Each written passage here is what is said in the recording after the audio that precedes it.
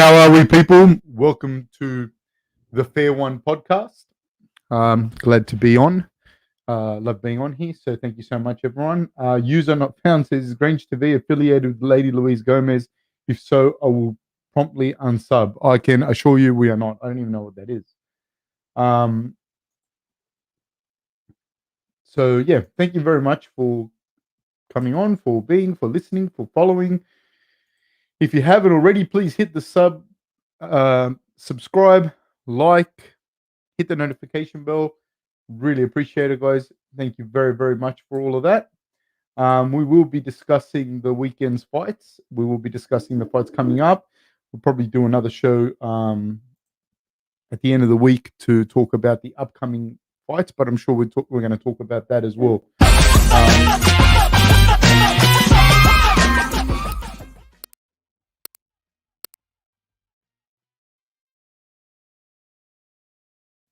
We are on? Yes. So we're going to talk about the weekend's fights that just went by. One of the things that's interesting, I mean, I don't want to get into it too much because everyone's going to jump in a little bit later on during the show, and I'm sure we're going to have to cover it again. And I know it's something that comes up a lot of the times is the judging. So that's and again, I say to people, like there were decisions that I didn't agree with, and like I said that as we were fighting, as the fights were going on. Nathan Gorman says, Coach, I feel like Corey's spinning cost him the fight. Man, I think people create a narrative, and there were a couple of situations where Corey spun and TJ took advantage of it into a takedown. It was when he threw like a spinning kick, and then he threw a spinning elbow as well. Having said that, if he had nailed that, everyone would have said he's a genius. So, you know, I could see that he was trying to set up the spinning elbow. You got to credit TJ as well, though. You got to credit TJ with his timing and his ability to cut that distance. So, it's hard to say because the other thing with fighting, man, and which we will talk about judges' decisions as well and everything, is that Marshall Smarter says, yo, cello. Hey, thank you so much for that email, Marshall Smartest. I just haven't gotten around to listening to the whole thing. I haven't had a chance to answer it, man. It's been insane the last couple of days with my daughter, man. She's been crazy. Love her to death. She's the best, but mate, she has tested us the last couple of days. So yeah, I mean, hindsight's always 2020, my friend. Like, you know, same as with the judging, you know, like I think a lot of the times it's you know, you're looking at things with like even if it's just after the fight, you're looking at it with the past tense where the judges don't get to do that. They have to do it as it goes. Sufi Mir says, hey coach, hope you're good. Huge fan. Did you read Connor's mocking the death of Khabib's father? I haven't. Like that's one of the reasons why people ask me like stuff. I don't follow it. Like I don't follow that kind of stuff just because of that. I find that stuff too negative, man. For me, I don't really like that kind of stuff, man. So, and in general, the whole MMA vibe is just that, just shitting on each other, and just especially in the UFC, it's just shitting on each other. How much can we shit on each other? Blah blah blah blah. And I have no problem with a good old fashioned piss take. I got no problems with people making fun of each other. I got no problem with any of that. You know, people being witty and that kind of thing, which Connor is very witty. But then like that kind of shit, I'm just like, I can't really. That's why I don't really watch anything other than the fights. Nathan Gorman says Corey has the reach advantage though. He could have fought like John Jones does, keeping people at range instead of running away. Looks bad for judges to me. It's low fight IQ. Again, I don't think Corey has low fight IQ. I think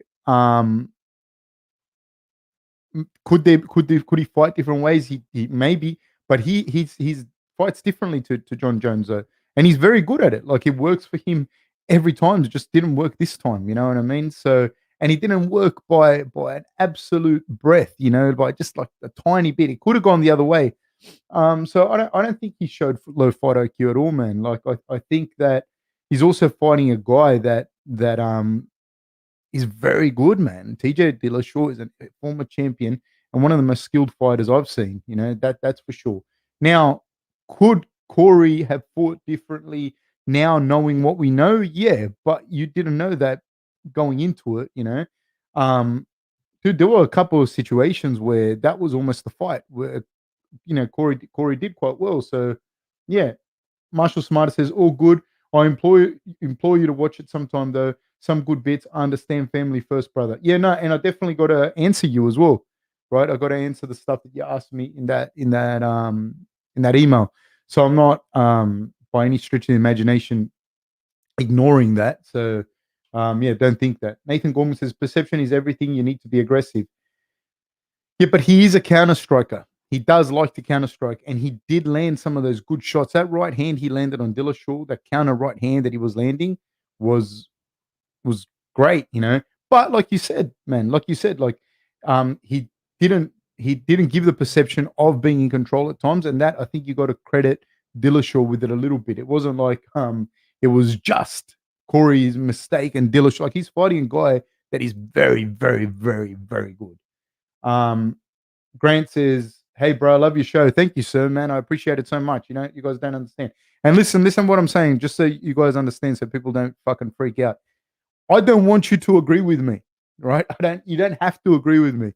When you write stuff, right, as long as it's respectful, I'm going to tell you what I think. And even if I don't agree with you, it doesn't matter. Like I'm not saying don't take it personally. I'm not saying you're wrong or you shouldn't have your opinion. I like the fact that people have their opinion. That's what makes the show. You know what I mean? Um, I'm not going to go out and blast you and belittle you, but that doesn't mean that I have to agree with what you're saying, which is going to allow me to segue into the talking about the judges a little bit later on, because I know that we're going to get more people on as a show progresses. So I'm probably saving that conversation for a little bit later on. Um, Sage says, "Hey Fab, good to see you, bro. Good to see you, my friend." Sufi says, "100% agree with you, OG. Thank you, sir." Hawk Hitter says, "Danny DeVito hired Joshua Faber and has been posting training footage all day. You done fed up?" I'm not, man. He can run his mouth. He can do whatever he wants. Everything, but that's a fight I want. And it's not going to be easy. He's got a low center of gravity. He looks like he puts a lot of force, a lot of torque in his punches. But I don't see it, man. I don't see him stopping me. Luis Enrique says TJ was all heart, gutsy performance, inspiring. Yeah, I was impressed by both of them. To be honest with you, like Corey, I've seen him obviously before, and I've seen other good performances of his. But I was really impressed with him fighting TJ. I hadn't seen him fight the way that he fought, because it's one thing to fight, it doesn't go your way and you lose, like you get submitted or whatever, and it's another thing to go out there and starch people. But it's a completely different thing to be in a war for 5 rounds and you're fighting, you're going backwards and forwards and you're fighting. And I hadn't seen that like that from SANDHAGEN properly, like this, like against a guy like Dillashaw, where it just went backwards and forwards, backwards and forwards. There's nothing in it. So that I was really impressed. And I was really impressed with TJ, obviously, to come back off being out for so long, like everything, the controversy aside. But yeah, like I was impressed. I was really impressed, man. It was a high level fight, really high level. Sufi Mir says Corey won rounds 2, 4, 5. Agree. TJ didn't utilize enough damage submission attempts, effective takedowns. The new rules state damage trumps everything, where Corey was a more significant striker. See, this is where it gets interesting, right? This is where it really gets interesting. And I don't disagree with you. I I don't know who won round 5. There was, and I'm saying this from memory, the third round, I remember giving it to Corey. No, not to Corey, to TJ. The fifth was, I didn't know. That was the only one. And then there was another round that I definitely gave to, I gave the third and the first. I think maybe it was like that. Don't get me wrong. I'm not 100%. But there were 2 rounds that I clearly gave to TJ. But the other rounds, there was one round, and it might have been the fifth. Yes, that's it. The first and the third I gave to TJ, and the second and the fourth I'm not sure. The fifth I wasn't sure, but there were a couple of rounds that I definitely gave to Corey, and I can't remember exactly which ones it was. I can't remember off the top of my head. I felt that TJ was landing, and I said it during the fight. I felt that Corey was probably landing more shots, and some of his shots looked like they were wrecking TJ's face a little bit. But I felt that TJ was landing heavier shots, right? And I felt that he was landing. I felt that there was a lot of significance with the leg kicks that he was throwing too. I felt that that's what my opinion was, right? And but I can definitely, and this is where it gets interesting. I can definitely see why you think what you think, and I don't think you're wrong. And that's where I think in those close fights, when the judges, it's very hard to be a judge, dude. It's very, very hard. Now, do I think, and I'll kind of get into this now, and we're going to jump back and forwards from it. Now, do I think that the judging in MMA or in the UFC, let's talk about the UFC. Do I think the judging in the UFC could be better? I think so. I think there's always room for improvement. Absolutely. Um, I disagreed, and I said this. There was and Moist Penguin. I don't know why you're so angry at me for, man. Um, I disagreed with two, like straight out disagreed with two of the results. Right.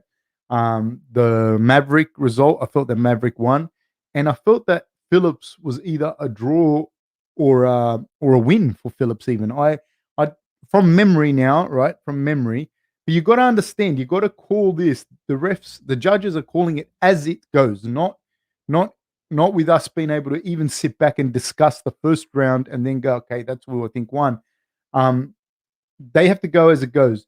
I don't know that I agree with the 10-point must system for MMA. I don't know that I agree with that. Um, it obviously comes from boxing, so I don't know. I think it's a little bit hard. Do I think we could judge the fight in its entirety? Maybe, but I don't know if you can do that with the scheduling of the rounds, because I disagree with people saying the last round is more important than the first. And why do I say that? I'm going to tell you why I say this. Because if you getting bashed pillar to post in the first round, and then you get saved by the bell, then you get that 1 minute to rest, and then you have your, you come out and you do better in the second and third, whatever. That fight would have been over if you didn't get saved by the bell as well, if that makes sense. So it's not just you may not have you may not have made it to the third round if you didn't get that 1 minute to rest. So in that situation, I don't believe that you can give any round more significance, you know, because you've seen this heaps of times. Dude gets bashed in the first, gets saved by the bell, and comes back and recovers. In fairness, if there was no bell, he wouldn't have recovered. He wouldn't have got better. He wouldn't have da da da. So it's a tough one. I do think in the weekend, people throw the word robbery around, and this is my opinion, is define the term robbery. I didn't agree with the results. I think there's a really good case that Maverick won. And like I said before, I said, like, I think there's a really good case for a 10-8 round, or I said something to that effect. And one of the guys, which I'm glad that he commented, because I enjoy the discussions, and it's good. I love talking about MMA. When I say that, it's just how I put it together. I feel it was a 10-8 round. And when I say that, I say I think there's a case for it, because I do think there was a case for it. I think you can make a case for it being a 10-8. Obviously, the judges felt different. When I say robbery, I think Roy Jones Jr. in the Olympics. That's a robbery. When I think robbery, I think Floyd Mayweather at the Olympics. That was a robbery. I don't know. I haven't got an answer necessarily for the judging, because I've been involved in combat sports my whole life since I was 5 years old, in taekwondo, in different sports, everything, wrestling, jiu-jitsu, everything, judo, whatever. I've never done judo. Like, I've never competed in judo, but I've been around judo. I've got a lot of friends that they're judoka, and I've never seen a sport that's got it right 100%. I've never ever seen that. I've never seen a sport that has it down pat. Um, I'm just saying. I just think it's a really tough. I think it's a really tough gig. I also think when people say like, it's so bad because you're leaving it like the judges, they're robbing this guy of half his pay, all of that stuff. That's where I think that's where it gets a bit weird for me though, because I think like, hang on a second, fighter pay and the judges are two separate fucking things. Like we can talk about training the judges, we can talk about having different kinds of judges, we can talk about having more judges, having less judges, having whatever the fuck you want. And I'll agree that training for the judges, different kinds of judges, all of that. You're always going to have this problem anyways because you always have it's a subjective decision on the fight, and that's why I found it interesting when we're just having that discussion with some of the guys. Is yeah, you saw it like that, I saw it like this. We're not neither one of us actually wrong. And so if we were judging it, we'd probably give different scores, because it's a subjective decision. So you're always going to have that. The thing with the fighter pay, that's a different story. Like why are the fighters getting paid um, based off someone's subjective decision to that difference, to that extent? Why would you get 15 or 15, but and it goes down to the wire, and the organization knows that it goes down to the wire, and people are going to make a decision, and it's an arbitrary decision or a subjective decision rather. Like that's a fighter pay issue. Like to me, like if you sign with the biggest organization in the world, like any big organization, like the refs fuck it up in the NBA, the refs mess it up in the NRL, in the NBL, NBA, NFL, whatever. But we don't have the same kind of uproar with it because the guys in the NFL they still get paid. You know what I mean?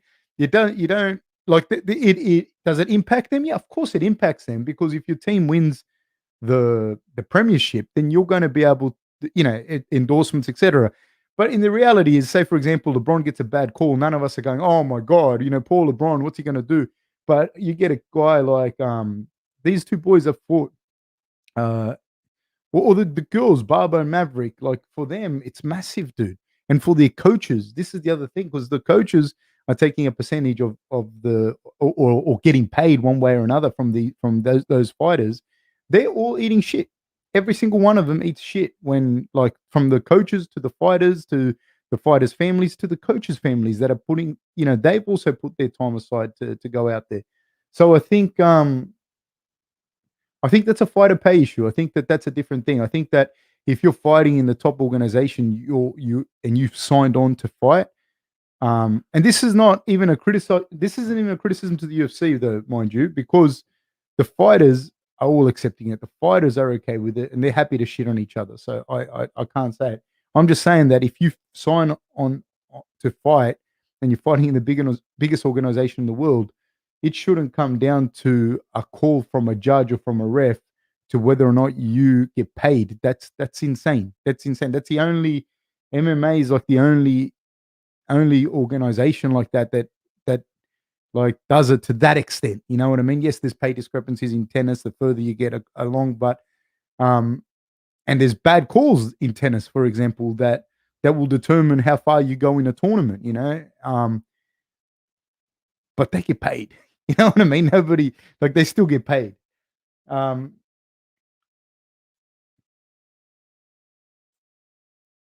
um, so yeah, so that was just my little rant on that.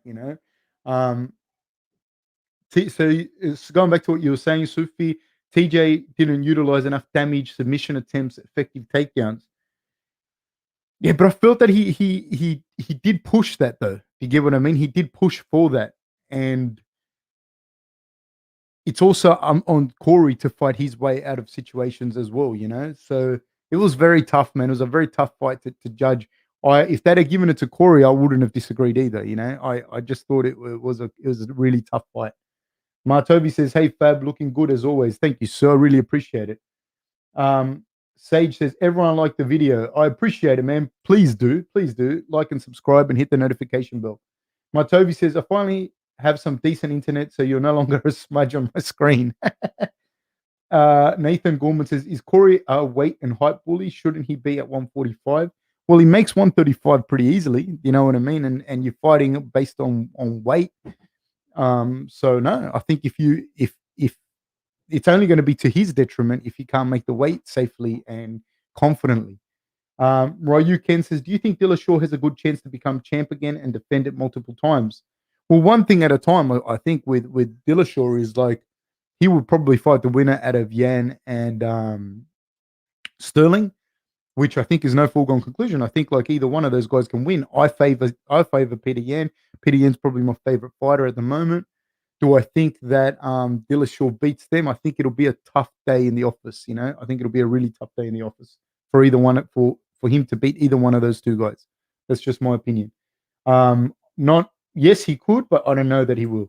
Ibrahim Ali says, "Hey coach, did you notice TJ stopped throwing kicks after the third round? If so, why do you think so? As it was apparently very effective." Um,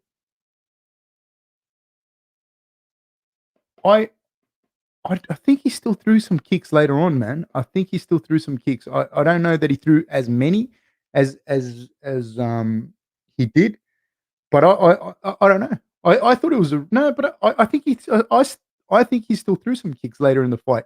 Having said that, though, I saw that Corey had checked some. I saw that Corey at various times, and I called it during the fight. He had checked some kicks, man. He had checked some of those kicks, and they were fucking gnarly. Like the way people don't understand those little things that happen in a fight. Like Corey checked some of those kicks, and that would have hurt TJ as well, man. So that might have slowed down his kicking. But I think he did a lot of damage with his kicks. He still kicked, no, but he still kicked, man. He still kicked. Um, Marshall Smarter says, as Emmanuel Kant described, you can't get an is from an ought. True. Ryu Ken says, at Ibrahim, bro, I think TJ said he injured his knee in the fight. Yeah, I think he might have from my understanding he came in with an injury, but I think that um what I saw, and I might be wrong, and I'm just saying what I saw and what I thought. I think the knee aggravation might have occurred with that heel hook attempt, and then the kicks there along the way. Because this is the other thing with injuries that happen in a sport, especially of that nature. Unless you snap it or something, you don't necessarily sometimes hurt it and then you can't kick it again. Like you hurt it and then you kick, and it's slowly wearing away at you. So I don't know where the injury occurred. I don't know where the injury occurred, if it occurred like that. But I did see what I did see was that Corey did check a couple, and I don't know if he landed it a funny way or whatever. It doesn't take much, man.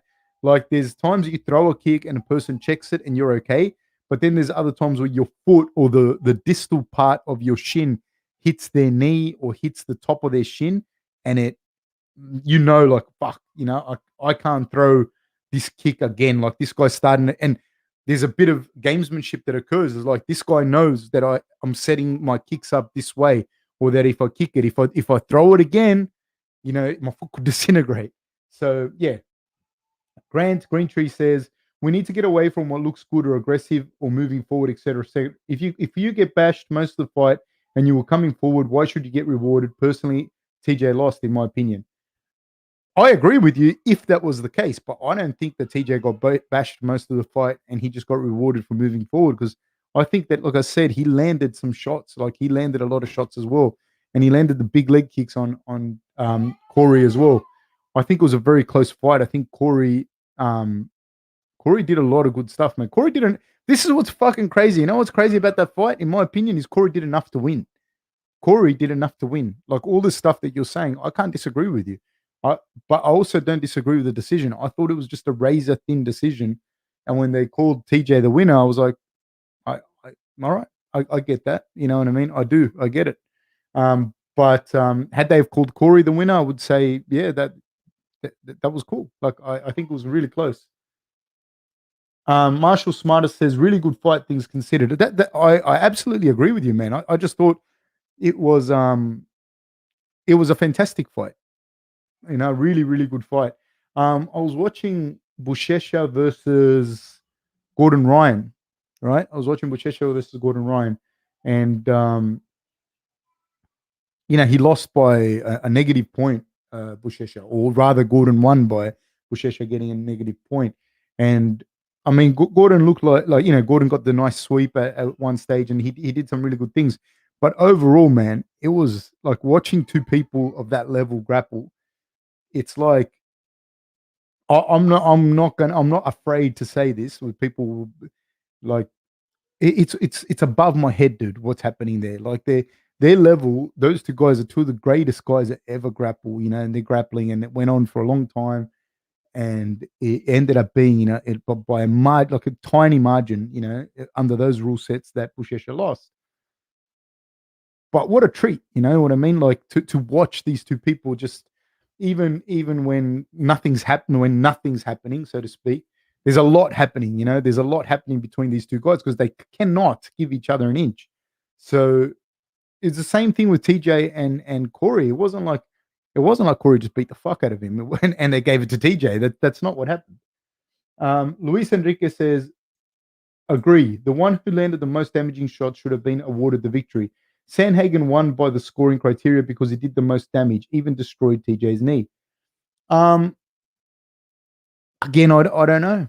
I don't know. I don't know that he did. He cut TJ. I don't know how the knee injury happened, and TJ still landed But if he damaged him that much, right, and TJ still kept coming to such a split decision, such a close decision, like, did he do that much damage? Do you get what I mean? So I don't know, because to me, Corey also looked like he slowed down, and I do believe that part of him slowing down like that is because of TJ's shots as well. TJ landed some shots as well. Like I don't agree with that because I think people have to watch the actual fight and see that, TJ landed shots as well. I think Corey looked closer to finishing the fight though. You know what I mean? He definitely looked closer to finishing the fight a few times.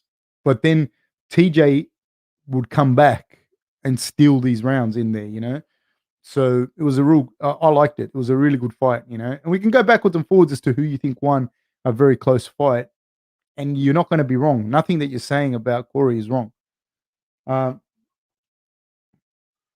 T-Ball Paul says you can't leave it in the hands of the judges, especially when they blew the Macy Barber versus Miranda Maverick fight. With that being said, TJ can take a shot and has great non-enhanced cardio. Yeah, like again, man, with that, it's interesting. It's a real interesting thing. Like the Maverick versus Barber fight. I thought Maverick won it. Was it a robbery? In my opinion, like I said, a robbery to me, a robbery is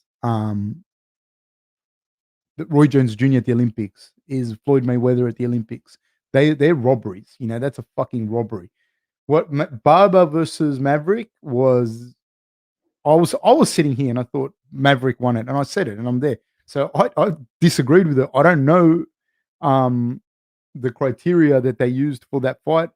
Man, trust me, I've had fighters that have lost, and I feel like the judges weren't watching the fight. Sometimes I feel like that. But I'm going to say this. I'm listening to the commentary a lot of times. I haven't listened to commentary for years, like as far as like UFC commentary, because I'm doing the cards. And I'm not shitting on the commentators because it's just all the shit that I said now. Like, we all have different opinions. But I am listening to commentators sometimes and I'm thinking, are we watching the same fucking fight? Are we watching the same fight, mate? We're not watching the same fight, surely. I have that with the commentators. I have that with the analysts. I have that with the judges, obviously. I sometimes with the refs as well. I'm like, dude, are we watching the same fight? The guy's gonna fucking die. What are you waiting for?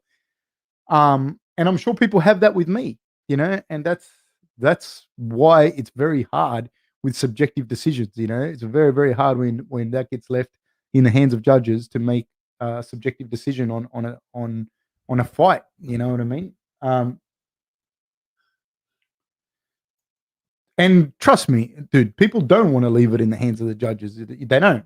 They're fighting their asses off to try and get that finish, and to get money, So that's why I say to you, I think when you mix fighter pay with how bad the judges are and how the judges robbed the fighter of their pay and that, I think no. The fighter pay is a different story. We can talk about the judge's decision, yeah, 100%. We can talk about that, but fighter pay separate. You know what I mean? Fighter pay, it shouldn't come down to that subjective decision of whether or not you get paid like this. Like, you should get paid. You're in the top league. That you should be paid. That's number one thing. Then, you can fight 3 times in a year and then renegotiate your contract. And when you renegotiate your contract, blah blah blah, plus bonuses, etc.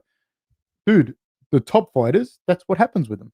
That's what happens with all the top fighters. You think Conor McGregor goes in there not knowing if he's going to get paid? He might be shitty about the decision or something like that, which is fair enough. But he's walking in there getting paid. That's number one thing. Um, Tyler says, just knocked off Fab now. Got something to listen to on the way home. Cheers. Thank you, sir. You know what? I thought about that with Australia, and I thought I'll try and do this at 5 so that people have something to listen to on the way back. I thought about that. Grant Greentree says, a serious judging revamp needs to be done also. I agree with you, man. I think that, like I said earlier, I think that the judging, not just the judging, dude, I think the structure of the fight. I don't know if that's what we're used to seeing. That's what thing, but I don't know that a 10-point must system works as readily in MMA as it does in boxing. You know what I mean? Where 10 you get dropped in boxing, that's a 10-8 round. In MMA though, this is what happens as well. You get dropped, for example. I'll just give you an example. You get dropped, the dude follows you to the fucking ground, right? There's still 3 minutes to go, and you sweep him and you start to land ground and pound on him. So is that a 10-8 round now? Do you know what I mean? It's not as it's there's different things there. So I don't know that a 10-point must system works as readily, And so then you have that criteria, and then you might have judges in there as well that aren't familiar with certain things, And I don't know. I don't want to talk out of school because I don't know what kind of training and whatnot the judges have or receive, Because I'll tell you something. I've got friends that have been judges. Um, in big events too. I'm not sure if it was UFC as well. Might be in the UFC, but it was definitely in big events. And these guys are knowledgeable. They are knowledgeable. And I remember watching it and disagreeing with the results, and just talking to them about it afterwards. So I don't go up like a dick and go, you know what, that was obvious win, blah blah blah. But a couple of things that they say, and this is just what it is as well. And I'll tell you this from being in people's corners, and I've been in a lot of corners in boxing, in all different martial arts events. When you're in the corner, you see things differently than people that are watching at home on TV.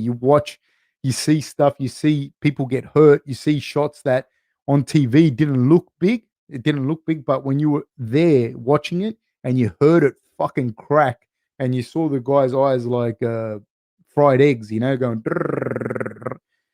because you're that close, then you try and explain that to people that are at home, and you're like, dude, when that guy got hit like that, he was gone. He was fucking gone.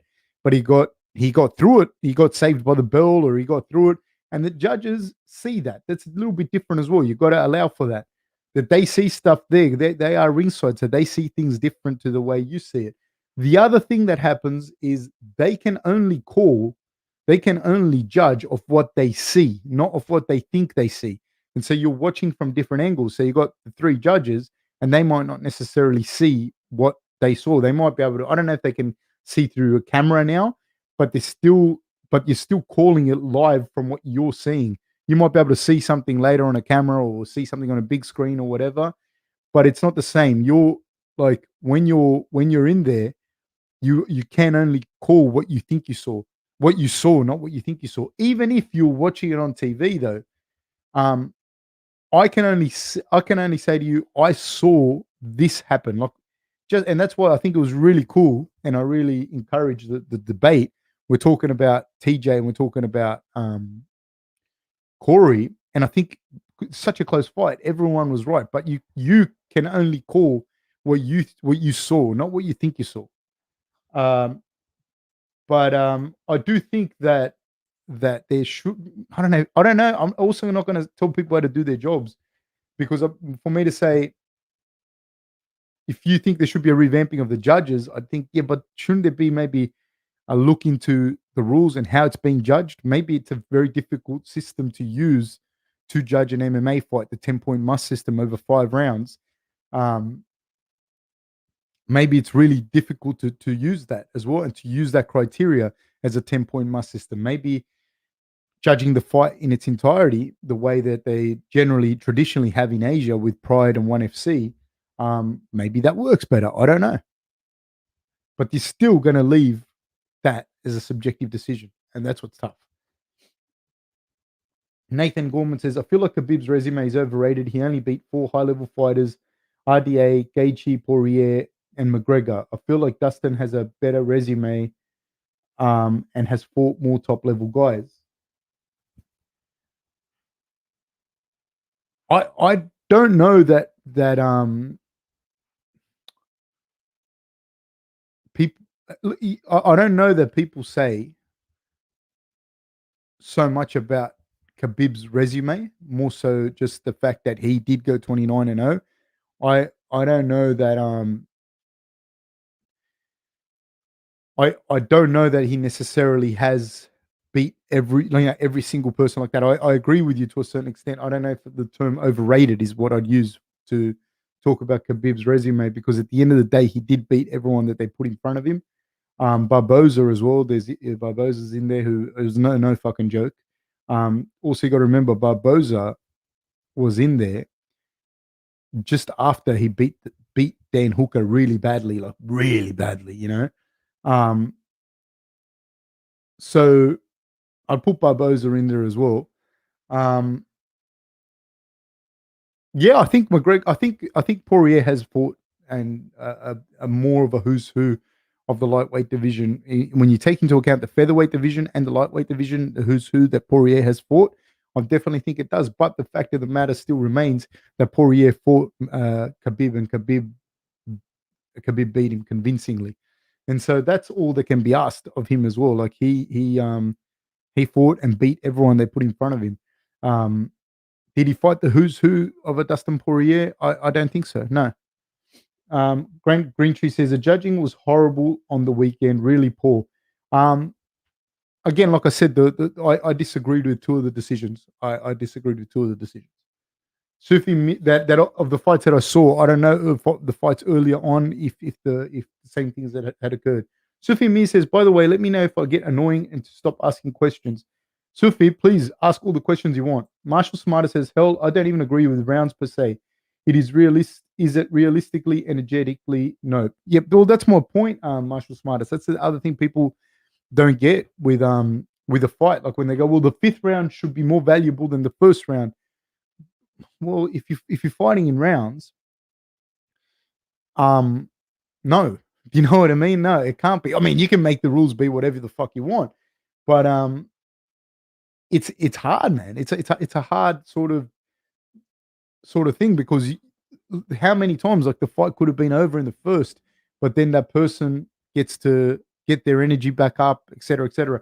Romero is a prime example, like a prime example. Someone like him, his energy systems, as soon as you give him a minute to recover and give him some time to recover, he comes out like a complete jumping bean at the start of every round. You know, and that's why most of his finishes are in the third round as well.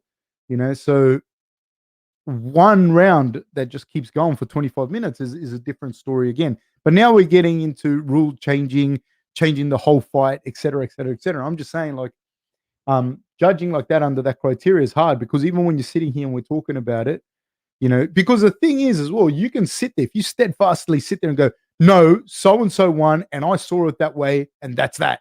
Then all right, well, fuck. Then, all right, cool. Then there's no discussion. But I think if you stop and you realize, like, hold on, I'm saying something to someone, I'm making sense, but fuck, they're saying sense. What they're saying makes sense too, because it was a close fight, you know, over 5 rounds. I don't know. Is the 10-point must system the best way to do it? I don't know. Snipey says, love from California, coach. Right back at you, my friend. Thank you so much. Snipey says, do the judges have to pass a test to judge? I think they have to do a course of some description, you know, or something like that. I do think that. Hawk Hitter says, can you compare cage side versus watching on TV? We complain about judging, but we have no idea what being in their seats is like. I had a clear win for Sandman, more damage striking, grappling, F control. So no, you can't. Honestly, I've been both. I've done both like that. I've never judged. I've never ever judged. Um, I'll tell you a fucking funny story. I had a mate that was judging. I won't say a show because people might think, but it was a pretty decent show. And he goes to me, come and hang out with us." And he was doing like the weight. This was like it was a this was yeah, he wasn't judging. Sorry, he wasn't judging, but it's still a funny story. He wasn't judging. I had another mate judging on the same show, but this guy was doing like all the stuff at the back where you take the fighters to make sure that their weights are good and everything. And the night before, this guy comes in, and let's say a guy had to make 205 pounds, 93 kilos. He comes in the night before and he weighed 110 kilos, which is like, I don't know, 230 or something, 240, more, yeah, probably about 240. And my mate goes, how are you gonna, man? You're not gonna make weight. You're not gonna cut. It's just not gonna happen. You're not gonna cut 20 kilos or 50 pounds or something on the night of. And the guy's like, "Oh, trust me, I've done this before." And he has just shown me what the sauna is. And my mate showed him what the sauna is. And I thought, this guy's fucking gonna die. So he went in there for an hour and he comes out. He's like, "Oh," it was like it was a regional show, but it was a big regional show, right? At the time. And he comes out and he's like, "Oh, no, no, because that's it, I'm gonna die." And he wasn't even close to dying. He was just lost a bit of weight. But I realized now this guy was a ring-in. Like I realized then he was a ring-in. I didn't even know who he was. And he'd lost maybe, I don't know, 4 pounds, 2 kilos or something like that. It was fucking funny. It was funny at the time, like not funny for the promoter and that. Um, yeah, you can't really compare the cage side. That's the thing. Like people shit on the judges. And I find that weird too, because I find it weird how you're not watching it from the same place. You know what I mean? You're not. Um, Having said that, I like I said, I disagree with two of the judges' decisions from last night. And the third one, which was the Corey fight, was I think too close to call. That one was too close to call. Um, but still, with the two judges' decisions, I don't think they were robberies, man. Like you said, if you say a bad call is a robbery, then okay, then it was a robbery.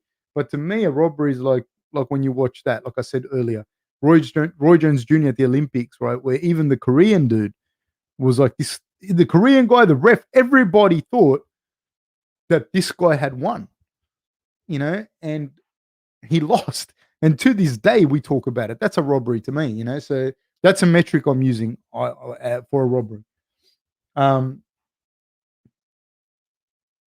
Marshall Smarter says back to 30 minutes straight. If no one taps or is knocked out, TKO, then it's a draw. I agree with that as a fight, but I don't think from a viewing perspective, and no stand-ups, Marshall Smartest. But from a viewer's perspective, I don't think it'll go. I don't think people watch it. So you need the rounds to make it exciting and for people to fight at a high level, like to be able to keep going. So that's what makes it difficult. That's why hence why you have the judging. And I tell you right now, you're never going to fix it. You're never going to fix it necessarily, because it's always a subjective decision. The thing that people like to shit on it is because then you can kind of go this way a little bit with fighter pay, where it's like, mate, fighter pay is fighter pay. The fighters should get paid regardless. Like that. No NBA player walks in there going, "Fuck, man, I hope we beat the Bucks today because otherwise we're going to get half our pay." And also, if the NBA players could get half their pay, and they'd be cool, but also half the pay that we're going to get means that probably not going to be able to pay coach this week. What are we going to do, man? We're probably so we won't be able to pay coach. So when we get back, I'm going to have to teach some basketball clinics for free so that coach gets some of his money, because he gave up 2 weeks work here and to be here with us. So blah blah blah blah blah. And shit, what are my kids gonna eat? That's not what's happening in the NBA. You know what I mean? And it doesn't like, I think the revenue that the fighters get in the UFC is like somewhere between 13 and 15%. Some people say it's a little higher, but still it's NBA. All the other big leagues are 50%. So if the fighter pay could be so different. And I'm not even advocating for fighter pay like that. Like, I'm not even saying blah blah. I'm just saying, like, I'm just calling it straight down the middle. Like, don't put that on the judges. That's not the judges' fault. Like, some bad shitty calls are the judges' fault. But the fact that the fighter took home half the fucking pay, that was something that's been put together by the UFC. It's got nothing to do with the judges. The judges didn't say, "Hey, this is how you guys should structure your pay." That's not. So I'm not even criticizing the UFC before you guys say that I'm criticizing the UFC or whatever. I'm not saying that. I'm just saying that pay structure is nothing to do with the judges. Marshall Smarter says Henzo was pissed that Hickson made the rules set. By the way, laugh out loud. Too many constraints. Um, yeah, but in the early fights when the Gracies were in there, like they made the rules to be as like no time limits and whatnot. Like when fought Sakuraba, so and other ones, and that didn't work that well for him. Marshall Smarter says the amount of times Labrum has traveled without LeBron has traveled without penalty is enough to show what's wrong with basketball. They're happy to take it from the top. Man, basketball, like it's funny, because when people talk about bad calls, you know, with the UFC judging of that, you think of basketball because I played basketball growing up, and yeah, man, there are calls that really would change the game. Really change that particular game that they're playing that day, and it's shit, and it throws people in different directions and blah blah blah. But the dudes are still getting paid. They're still getting paid, and that's a big difference. Anguel says, "What do you think about fighters collaborating, union or otherwise, on the compensation issues? Is it plausible, or have the UFC found the ideal pool of athletes who will never do it?" Um, I don't know about the fighters unionizing and all of that. Like, when you say compensation, do you mean getting paid, or do you mean being compensated for injuries whilst they were playing the sport? So if you could clarify that. But I'm going to go ahead and kind of answer it on a fighter pay issue. Um, I think that a lot. I don't think the UFC has to, because the fighters will fight for that. I'll give you an example, man. I'm notoriously bad at charging people. I'm really really bad at self promoting and charging people and that. I'm really really really bad. And my wife's like, "Man, you got to charge this person. You got to charge that person." My wife has a business degree, so it helps. And she'll say to me, "You can't do it for free, because if you do it for free, or you don't charge, or you don't do it for a lot, people aren't gonna fucking come and say, 'Hey, thank you, Fab.' They're just gonna go, 'If Fab will do it for this much money, I'm gonna charge Fab that much. That's how much money I'm gonna pay him.' You know what I mean? They're not gonna go, 'Oh, he's worth more than that.' Nah, they're just gonna take whatever you give them." And I think, like, the reality is the fighters, a lot of them will fight for whatever the UFC will pay them.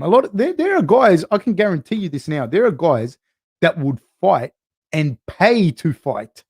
There are guys that would pay to fight in the UFC and go, "You know what? I'll just use that to as a platform for my personal training business or for my gym."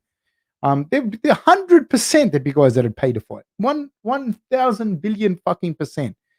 Um, it will change more, I think, as the other organizations start to pay more, like, and fighters can start to go other places and whatnot. Because, like, say, for example, even in the NBA pays very, very well, pays the most, etc. But there's a lot of other teams you can go to. There's like the college system, the whole thing is big, man, and it's much bigger. And you can play in the Euro League, and you're still going to earn decent money. So I think it's part of it is the fighters, the massive lack of education on the fighters' parts. I think there's a massive lack of self worth and of understanding what they're worth. And also, man, just like being part of the UFC is huge, because the propaganda machine of the UFC is absolutely enormous, and that in itself allows, like, you can use that to leverage your own career, like that. You fighting in the UFC can change your whole career, even if you're not getting paid much money. You know what I mean? Not that I'm advocating for fighters not to get paid, but I'm not going to go and jump in and say, fighters get paid more, when they shit on each other straight away. They shit on each other at 100% straight away. And honestly, before the fighters get paid more, I think teachers, doctors, nurses, early childhood teachers, I think all of those people should get paid more. That's just my opinion. Grant Greentree says, but Fab, who cares about push? What do you mean? What do you mean, Grant? Anguel says, just came in. Sorry if you've already mentioned it. I only hear you mention fighters will freely shit on each other. Yeah, I think they do, man. I think they're happy to shit on each other. Every 2 seconds, it's what they do. The whole thing is based on fucking shitting on each other. This guy didn't want to fight me, blah blah blah. A lot of the times, dude, the guy's probably because I know the shit that happens. Guys are going, no, man, I don't want to fight under those conditions. They're not saying no to fighting someone. None of them are. They might be saying no to the conditions of the fight. They want to get paid more. They want this. They want that. That's different to saying no. I won't fight you. So the whole thing is just bullshit. Grant Greentree says, or who ran?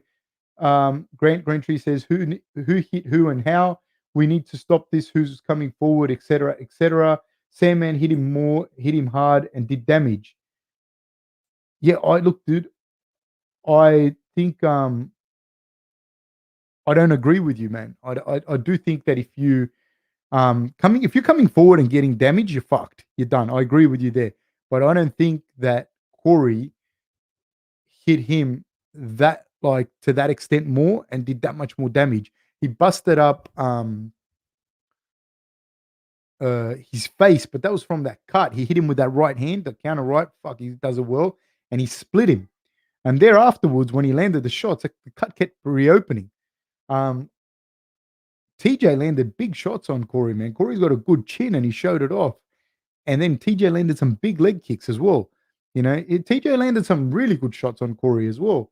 So I can't say to you that it wasn't thing.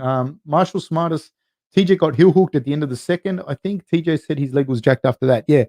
That heel hook as well that Corey did was a hell of a fight, dude. I can't say to you, I agree with you that Corey hit him, man. Like Corey really, really, really put damage on TJ. But I don't think that it was a one-sided affair like that. I really don't. I do think, and I will agree with this, I do think that TJ looked closer to being finished a couple of times. That being said, I think that Corey was closer to finishing the fight. You know, I do think that. I think that Corey was closer to finishing the fight a lot. But that's not how the judging occurs, man. The judging occurs in a 10-point must system over 5 rounds. Now, if you can clearly give Sandhagen 3 rounds of a possible 5, then you could argue that you definitely could, but you'd have to argue it. It was pretty close, man. It was pretty close. I'm not even saying TJ was a clear winner. I'm not saying that to you. I'm just saying that it was a fucking close fight. Mark P says, "What's up, Fab, my guy? Can I get a shout out for the Gronk that is Tommy D?" Tommy D, man, thank you so much for having your friend watching us. Mr. Mark B is watching, so thank you so much, my friend. And that's my second shout out ever. Thank you, my friend. Just returning the favor since you shouted me out at his behest a few days ago. Love your work, boss. Man, you guys are the fucking best. And honestly, when I say this, I mean it from the bottom of my heart. Put what you want, man. Be respectful, not just to me, but to the fighters as well. I don't want you to agree with me. Don't think that. I might come back and say what I think, but that doesn't mean that I don't value what you guys are putting out there and that, I don't like it when people attack me or attack each other or attack anyone else because it's just stupid. But like, I'm not going to sit here and go, "You fucking Gronk, you disagree with me." That's not the point, So I like it. Solo Sangre says Dillashaw won the sport. Sandhagen won the fight. Man, like I said, to me it was a close fight. Mr. Chico says MMA judging discuss. Well, we have been discussing it, so I think when I'm reading it, I'm behind where you guys are at. So yeah. Marshall Smarter says it's a sport, not a fight. Then, and that's where it gets interesting. You know what I mean? You got that judging. If it's an actual fight, I suppose you wouldn't have the judging. Sufi Mir says Yan is one of my favorite fighters. A fight down the line between Yan and Umar Nurmagomedov. Oh man, I don't know why, but I think Yan wins that. That's just me. Sufi says, yes, the same thing. Marshall Smarter says 2019 ADCC, that shoulder crunch sweep was solid. Buchecha was frustrated as hell. It's crazy, eh? It's crazy. And what people don't get is like, that's Buchecha, man. That's like Gordon Ryan did that to Buchecha. Like, And that's not to say, oh, Buchecha shit. He chokes. He fuck, dude. If Buchecha grappled you, he would fuck not you, Marshall Smartest. I'm not saying you. I'm saying anyone. Like if Buchecha grappled you, he'd fucking do like what's that movie? This is my rifle. This is my gun. That movie is choke yourself. That's what you would do. That's what he would do to you. You'd choke yourself. And just to see those two dudes going at it like that, and to see that shoulder crunch sweep that Gordon Ryan did, and he did it to Buchecha so good, and then the play that was happening in that, it was, man, I just love watching those guys. That's like watching it's above my head, it's above my head. Martovi says, "Hey Fab, what was the juice your daughter was drinking on your Instagram?" It was it was like just a berry, just like berries, just a couple of different types of berries and yogurt, and it wasn't anything sugary or anything. It was just berries and like that Greek yogurt. But she just made a mess, dude. Like she was in the car with me, and I gave it to her. And as I'm driving, she got to my house. When we got to the house, it was only about 4 minutes away that the drive was, and she drank so much of it so quick. And she looked at me and she smiled like that, and then she just threw up like bleh, but like everything that she drunk, and she, oh man, she just became just a mess. Um, Luis Enrique says, at the end of the day, we witnessed the highest level of MMA. I definitely think that. I think like those two guys, man, the way they fought, like, and I think to put it down to Corey having bad fight IQ is disrespectful, dude, because you're trying to do stuff. You're trying to do stuff to a guy that's that fucking good. That's what I'm talking about with like Buchecha and Gordon Ryan. Like trying to do stuff to someone that's one of the best to ever do it. You know what I mean? And TJ is pretty much that at bantamweight, like one of the better bantamweights to ever do it. Teddy Tokataki says, "Do you think the second round was a 10-8 to Corey as he rocked him twice and had the cut and looked at by the doctor, which is a huge statement?" Um, Again, depends on the criteria, man. Like if the criteria was in boxing, if that was boxing, it would have been a 10-8 round, And we do have a 10-point must system, and I think this is where a lot of the confusion sits for a lot of people.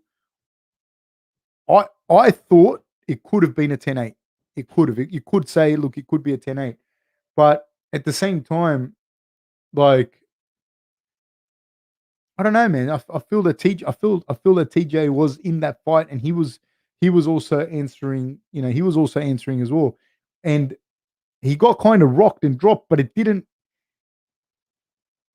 Sandhagen wasn't able to capitalize on it either. You know what I mean? It wasn't. So did he actually drop him that hard? Did he think it was more of a slip? I don't know. Was it a clear 10-8 round to me? No. If they gave it a 10-8 round, if someone gave that a 10-8 round, I'd be like, yeah, yeah. But it's hard, man. Like I'm just being honest. Like I can sit here, I can do this too. I can go, yeah, definitely a 10-8. His hands touch the ground. Yeah, 100%. And that's how people answer, and people go, oh yeah, he knows what he's talking about. I'm just saying to you, man, and the fights happen and they happen quick. TJ did a fucking good job of keeping a poker face with the knee, with the even with the damage he took in the second round. Man, the composure. You don't understand how much, right? How fucking tough and smart and good you have to be to stay as composed as he did. Maybe Corey did do more damage. Maybe Corey, whatever, but he could not get TJ out of there. Not even close, dude. Like, honestly, he landed some fucking bombs on TJ, and TJ landed bombs on him. And credit to how composed and slick Corey is, because man, some of those shots landed on him. Some of those leg kicks landed. Did Corey not do himself any favors as well by getting taken down? By some of his choice selections, maybe. Did he not do himself any favors by eating a few of those leg kicks versus checking them earlier? Maybe. It was a tough fight, man. I don't know if it was a 10-8 round. When I watched it, again, like I'm not judging the fight, man. You got to understand, and it's hard when you're not judging the fight it's hard to jump in there and judge. It's not like I don't watch a world and then decide I'm just going to jump in and start welding. So I'm watching it with you guys, having like as a commentator, if you will, an analyst to a certain degree, and watching it with you guys as entertainment. So did it jump out at me as a 10-8 round? No, it didn't. In that first fight, in that co-main with Phillips, when he dropped, can't say the name. Let me say get his name. But when Phillips dropped him and landed the ground and pound, like against Pava, that was to me a 10-8 round. Like when I think about it, it's a 10-8 round. I think that there's a really good case for a 10-8 round there. In Dillashaw's fight, not really. But it would have been interesting if they didn't stop the thing to. I don't know. I don't know.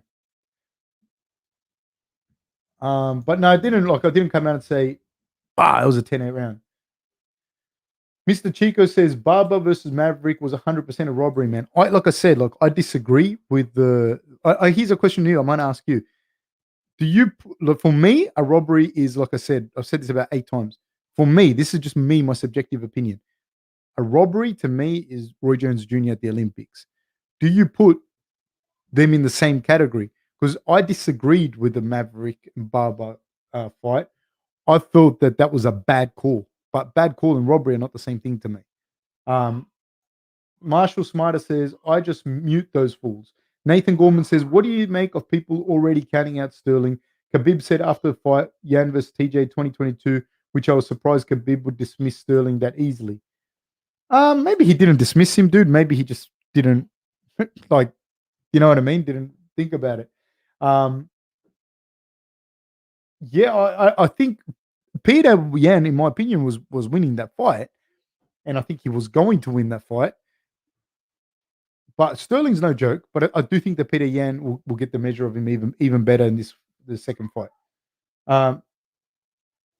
Marshall Smarter says Yan just beat the piss out of Sterling and need his head off. That's a reality. He lost the fight, but he knocked the shit out of Aljo. Khabib isn't wrong. Aljo needs a real game plan. Interesting. Chris says fucking fab. Thank you, sir. Thank you very much. Kane Ford says Miranda Maverick was still robbed. Of what? Of her money? Because that's a UFC issue. Do you know what I mean? I think in the fight, I think it was a bad call, dude. I think it was a really bad call. Like I said that in the thing. I already like I don't know. But I'm not gonna. I can't sit here and go because there's another thing as well, dude. There's another person in there in Barber that fought their ass off. She fought her ass off. Whether you agree with the decision or not, I'm not going to run that down to that point. If there's a bad call that was made, that's shit, man, and it's shit that the girls pay. I really don't know what they must be getting paid. Like as in like it wouldn't be much. I'm really fucking detest that it comes down to a judge's decision whether these girls get paid or not. I really fucking detest that. End of the day, Barber fought her ass off. Maverick fought her ass off. I didn't really, to be honest with you, I didn't really like the fight that much. I'm fucking surprised that people are like so so and so got robbed, blah blah. Because I really don't know that many people watched it to that extent. Because it wasn't that great of a fucking fight. Let's be real about that.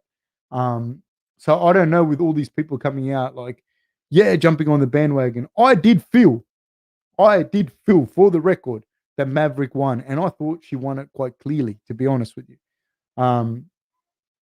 that's what I think. Stainless Stove says, God mother damn, it's a glorious for Bib streaming again when I get home. I'm disappointed you don't have as many hot layers on, no homo, but maybe. Thank you so much, Stainless Stove. I really appreciate it, my friend. Thank you so much. Nathan Gorman says, Colby needs to wrestle Usman. If he stands, the same thing will happen. I'm not convinced with Usman wrestling cardio over 5 rounds. I'll back Colby to chain wrestle him Khabib style and win a decision. I would like to see more of a wrestling game plan implemented by Colby as well. I don't know what he needs to do, but I'd like to see him implement some of his wrestling, definitely. Ryu Ken says, would one long round be viable? 15 minutes for non-titles and 25 for titles? I just don't think from a spectacle perspective, it's the same. And you say you don't have stand-ups and that, like you might be watching ADCC with a little bit of strikes, if there's no stand-ups and whatnot. which would make sense, right? Because then otherwise, what happens is this: one guy takes another guy down, and if they stand him up early, you're robbing him of that opportunity. Um, B. Johnson says, I don't know if it's possible to pull off a wrestle heavy game against Usman. He's very good wrestling defensively. I agree with you. Like his wrestling is very, very decent level. Sorry, guys. I might skip a few just because I want to catch a few more of the thing. Stainless stove Fab, you said the judges see it differently, like camera angle earlier. Don't they get a video in front of them on a laptop or a screen like we get? I don't know if they do now, but the reality is they see it right there. Like they are right there when it happens. You know what I mean? Um, and you see things different. I'm not even sticking up for the judges. I'm not fucking sticking up for the judges. I agree that there were bad fucking calls on the weekend. I don't know if people don't get it. But what I'm saying to you is they when you're watching a fight and you're right next to the fight, right?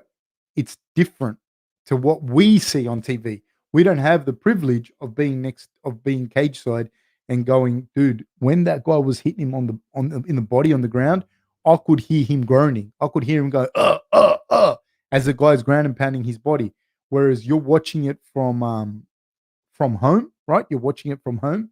You don't hear that. You don't hear the body going duk duk duk duk as the ribs get hit. You don't hear the person going and knowing that that's affecting the person, knowing that their breathing is going. I'll give you a really good example so you don't think I'm biased with this. When Rob fought Romero won, right? Watch this fight again, okay? When Rob fought Romero won and Romero took him down, I want to say the second round, but it happened in the first as well, but I think it was in the second round. Um, he was in Rob's guard, right? Rob and him, like, so Romero was on top, and Romero was starting to slow down a little bit. And we know we're giving instructions to Rob and blah blah blah, and we're listening, we're watching the whole thing, and it doesn't look big what's happening. Romero was knocking on the door on Rob's head like this, like boom, boom, boom, like that, pam, pam, pam, pam, pam. Watch the fight, and he's hitting him with this part of the knuckles. It doesn't look like anything on TV. It doesn't look like anything. But the whole fucking time, right? Rob's trying to cover his head, and I could tell, dude, this, like, he had knots. Rob had knots all. This is in the first Romero fight. He had knots all on this side of his head and all on this side of his head. He had like a Cuban halo. You know what I mean? And there's like I could hear it bouncing off his head. Tuk, tuk, tuk, tuk, tuk. And I could see Rob moving his head, man. You don't see that in the fight. Like, and I'm saying this from Romero's perspective. Like, you don't see it in the fight on TV. You don't understand what that looked like live. And I didn't think he was going to finish Rob with that, but I knew that it was bothering Rob. I knew that it was in a war of attrition. It was really going to fucking take a toll because you cannot take those types of shots over like this over and over and over again. And just in case you don't know, Romero hits hard. And even this wind up, bam, bam, bam. He was like, like, like something out of Oliver Twist, furiously knocking on the door to get food. Like, it was crazy. He was like, pa, pa, pa, pa, pa. And you wouldn't understand that if you don't see it live. If you're like, and you wouldn't, even if you're 5 rows back, you wouldn't see it. But from where I was, I could tell that it was doing damage, dude. You wouldn't be able to tell it was doing damage from anywhere other than right next to it. Even if you watch it on TV, you won't realize that it was doing the damage it was doing. But when you're live and you're watching it, and I can tell like the other dude's trying to move, Rob's trying to move, he's not enjoying that position at all. Is he going to finish the fight? Not then, but if the fight lasted, say there were no rounds in that fight, it was just one round and he was in that position, Rob wouldn't have been able to stay there. He wouldn't have been able to stay there for 15 minutes, whereas Romero could have and kept doing that. He wouldn't be able to because, man, after the fight, he had just knots all over his head. He wouldn't have been able to just stay there with the other crazy dude knocking on his head like that. That's why I say to you, like, they might get to see what we see, but we don't get to see what they see. And that's something that that you have to kind of allow for. You know what I mean? When you, it's a weird thing to be criticizing people when you don't know what you don't know what they're actually saying as well. I don't know what the fuck they were saying with in the Maverick and Barber fight. I don't know. You know what I mean? Because I thought that Maverick won. I did. Um, Hawk Hitter says Volk versus Holloway 2. We need a criteria that gives that W to Holloway clearly. In my opinion, Holloway won the fight in every way except maybe in this 10.109 must system. I don't agree with you, man. I don't.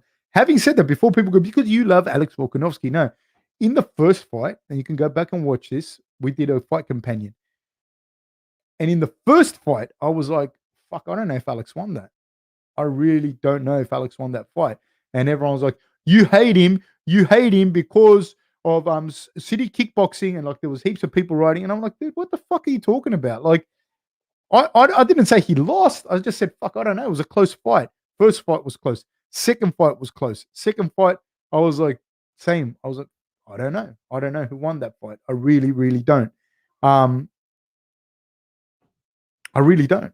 You know, and when I say that, think about this. I know Volkanovski. You know, I could say to you, fuck it, I think Volkanovski won, and that's it. But when I look at those fights, dude, those fights go down to the wire. If you think that Holloway clearly won a fight that close, then I don't know, because a lot of people don't either. You know what I mean? It was a hell of a close fight, dude. It was a hell of a close fight. Speak Your Mind says Corey won by damage perspective. Well, he didn't win, dude. That's the other thing. Once the decision's done, it's done. He didn't win. Um, and like damage is a different thing. Like he's landing shots, but he didn't do enough damage to stop the other guy coming forward and landing damage on him. You know what I mean? So if, say for example, you get like, again, I'll go back to Rob. Romero did more damage to Rob than Rob did to him in the first fight, because Romero kicked Rob's leg in. But Romero didn't win that fight. Romero won 2 rounds, Rob won 3.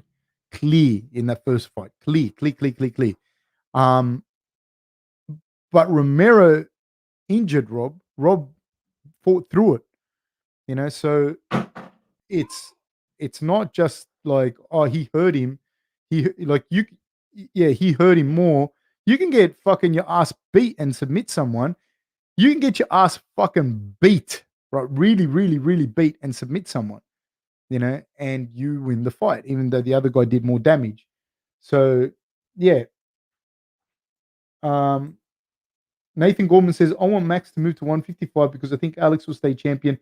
But after seeing Dustin overpowering, I would be worried for Max. Should he take a year out and build muscle mass and then move to 155? I don't know. Max can do whatever he wants. He might move to 155. He's a big boy. But I think he loses, like I said before, I think he loses some of those mechanical advantages that he has at 145. Like, he's a long, tall guy at 145, and he uses that really well, He uses his range, he uses his nice kicks, he uses a lot of different things. He's got a good chin. The featherweights don't crack quite as hard as the lightweights. At lightweight, I think Max will be great, and he'll probably carry over a very good really good cardio, and he can beat the champion here and there, and he's a fantastic fighter. But there's a few little things that he loses in at 155 that he enjoys at 145. So he probably at some point will go to 155. Jay says, "Hey Fab, did you see City Kickboxing announced Blood Diamond signed to UFC? He's like the Israel Adesanya meets Tony Ferguson of welterweight." Yeah, I know that Blood Diamond signed with the UFC, and I've seen him, and he's very, very good.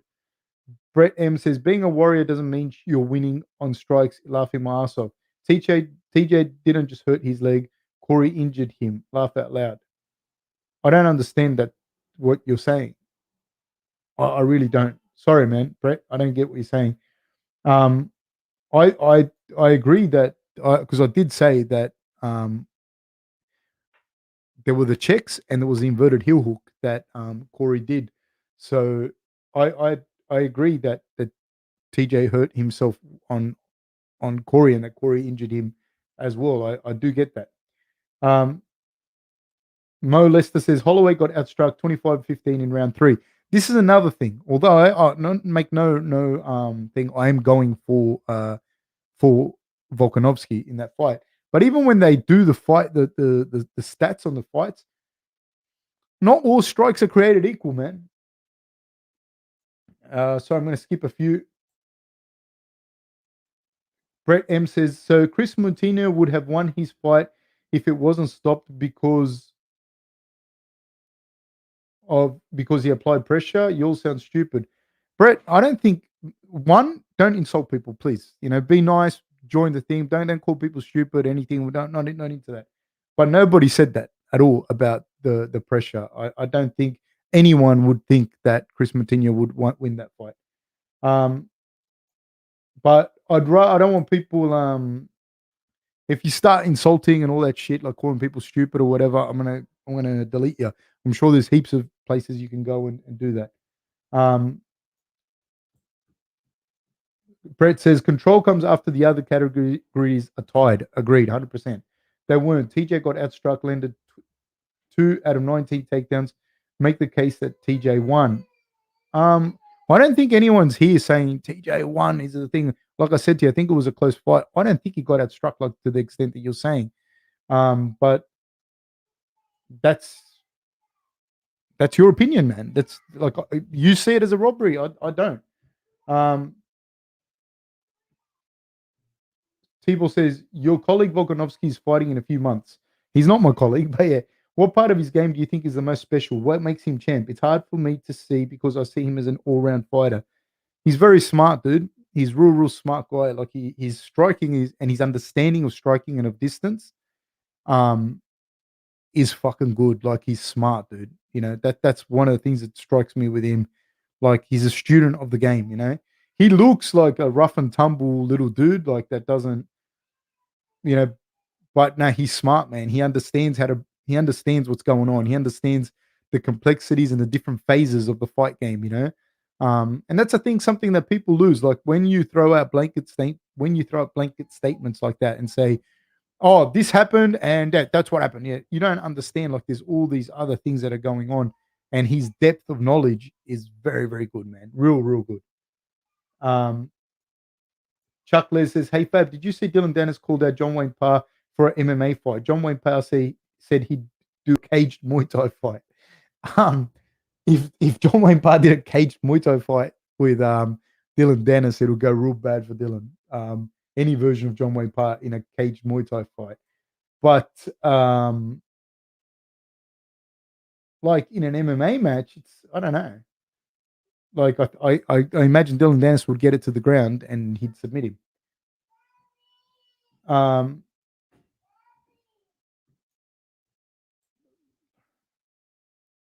Sorry, Brett, did you not watch the fight? Do you really think? I'm actually going to ask you this: do you really think that TJ just went forward and got hit in that fight? Is that what you saw?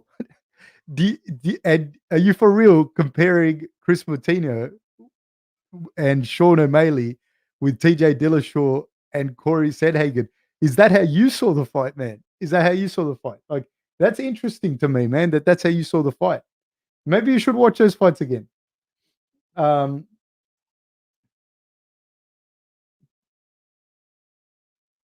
Bodybuilding News says, like, honestly, dude, it was a fucking tough fight between both these guys. Like, it was nothing like the Sean O'Malley, Chris Moutinho fight. Like, it's kind of weird.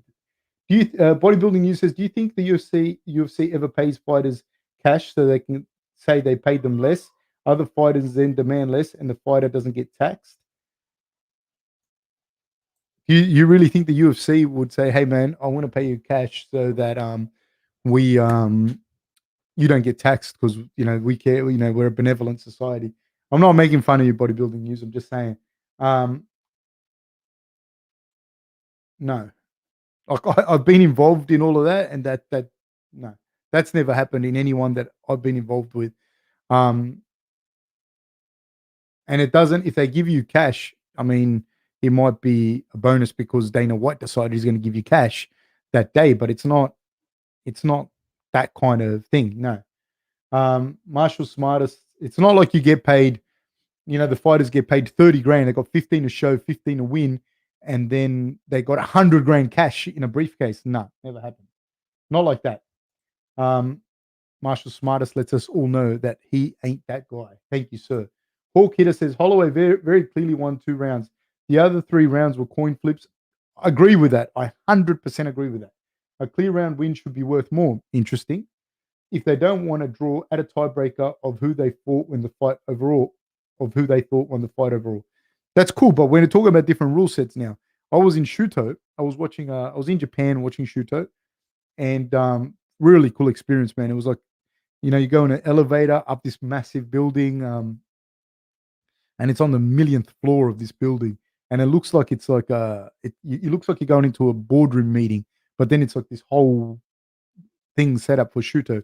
Anyways, if you fight 3 rounds and it's even close, the judges go, they give their thing, and then their decision, and then the referee or the announcer or whatever just goes, draw, one more round, and they fight another round.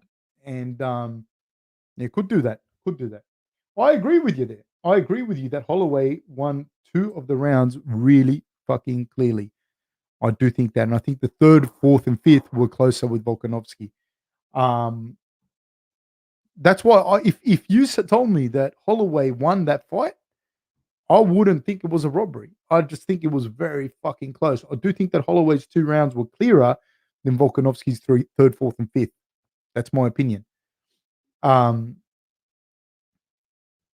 they worth more? I don't know. Do you know what I mean? Not now. Not on the 10-point must system. No, they're not. So you got to understand. You got to argue within the parameters of the rules that's being asked of you. M. Trajovsky says, does limiting pay also limit talent? 100%, man. Someone who would fight for publicity like YouTubers. It just limits talent as well. I think there's a lot of like guys that you see these wrestlers coming through from Russia, from that wrestling in Dagestan, and that, like, those guys are fantastic wrestlers, right?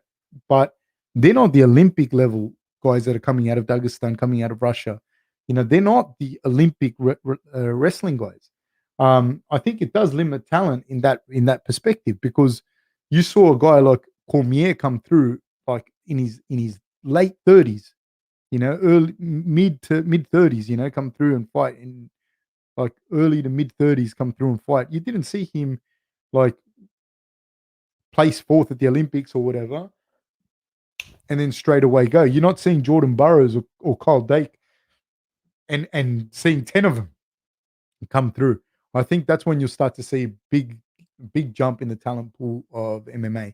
Because you might get 1 or 2 Olympians and they don't do well. But if you had 200 Olympian dudes, like, hey, I won my gold medal in judo, I won my gold medal in boxing, I won my gold medal in wrestling, taekwondo, whatever, and at 22, and then they spent 4 or 5 years, and you see training MMA, and you see a whole bunch of people doing that, the talent pool of people that you're going to start seeing coming to the UFC is going to be very, very high.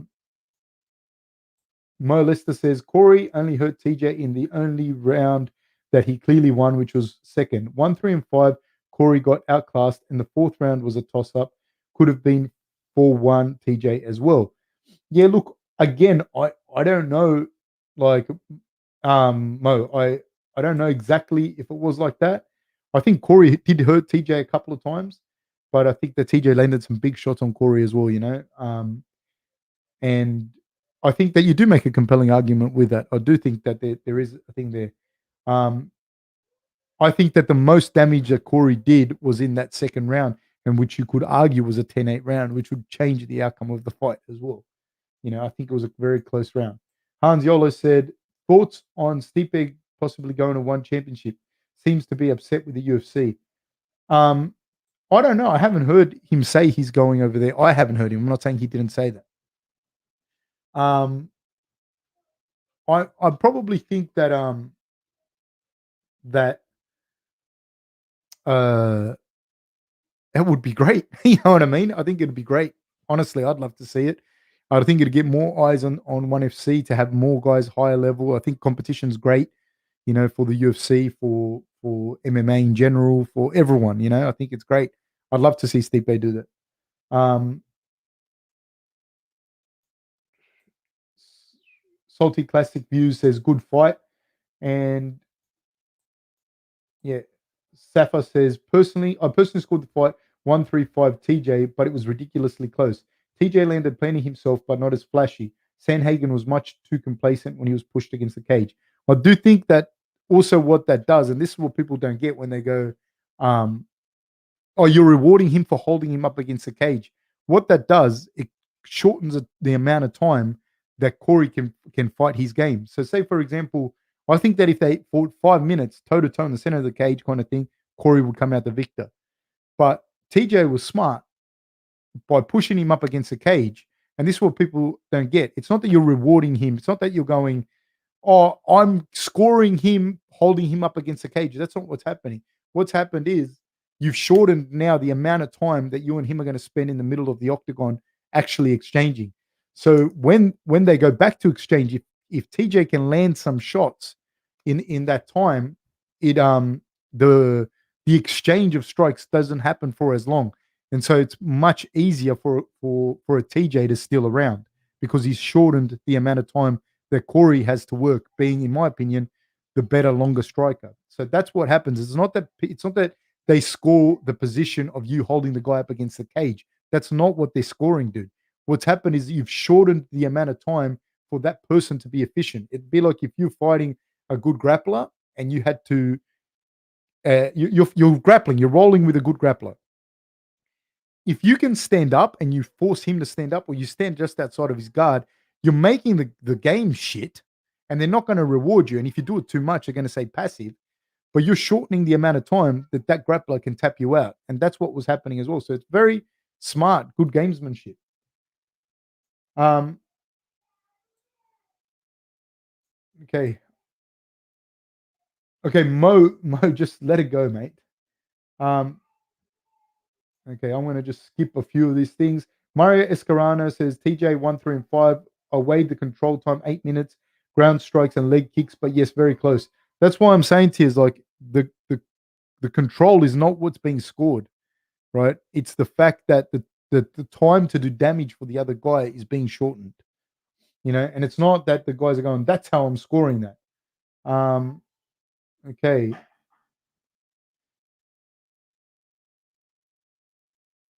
Salah Ahmed says, "Hey Fab, how do you feel about the fact that Chris Moutinho has more social media followers than Corey Sandhagen?" I think that's, man, fucking Chris Moutinho, at least he's got a bit of, ticker and whatnot.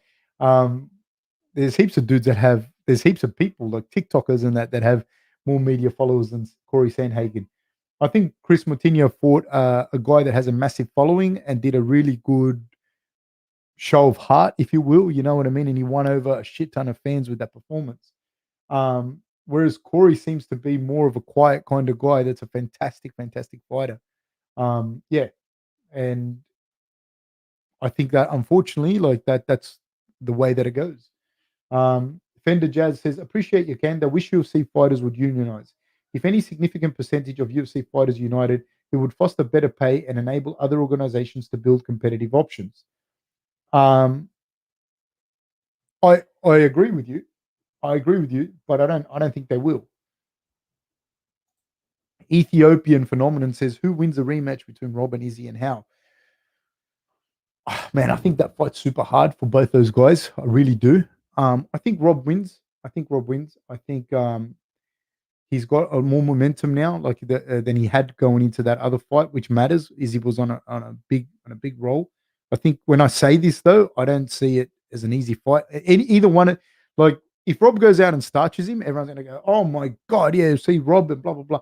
There's not much in that fight between either one of those guys, but I don't think it goes the distance. I think either one of those guys knocks the other guy out, but I believe that Rob will beat him in this second fight. Um, Before they fought, I did an interview with, I think it was Submission Radio, and I said I think that these guys will fight 3-4 times in their career because the way they match up and the way they match up against everyone else, I just see them meeting each other a few times. There's not much in this fight. I think how he wins, I don't know, but there's not much in the fight. Like we'll talk more and more about that as it gets closer because I don't want to say anything even like a bit of a slip where because I know Rob differently, you know what I mean? Like I can't just do a breakdown on the fight, so I'll probably avoid doing a lot of that until it gets really close to the fight because I can't say stuff like I can't say, look, this is what I think Izzy, this is what I think Izzy will do, but then I'm giving away stuff. Like I would never say, oh, this is what he should do because of X, Y, and Z. But this is what I think he should do, meaning this is what I think Israel will do, not necessarily what he should do to beat Rob.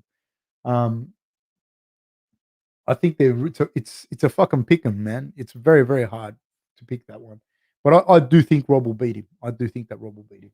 But it won't go the distance. That I'm almost sure of. Yeah. Juicebox Leo says, I think Corey got overconfident after the second, probably thought a finish was coming. Seems like he got too comfortable and let TJ get back into the fight. Maybe you got to understand there were like TJ was landing shots on Corey as well. Like there was two guys fighting, so it wasn't. Corey seemed to slow down, in that fight as well. Safa says Sandhagen for sure had the bigger moments in the fight. I agree with that. But TJ had sustained periods of success in 3 of the 5 rounds. I agree with that as well. Sandhagen looked great, but never close to a 10-8 round. I agree. I agree with that. You know, and I also agree if you said to me, I think that second round was probably a 10-8, and I think that Sandhagen did enough to win. I'd be like, I agree with that. It was a very close fight. We Are Live says, due to recent announcements, it looks like Dustin vs. Oliveira and Rob vs. Izzy will be December and January headliners. Okay, I didn't know that. Um,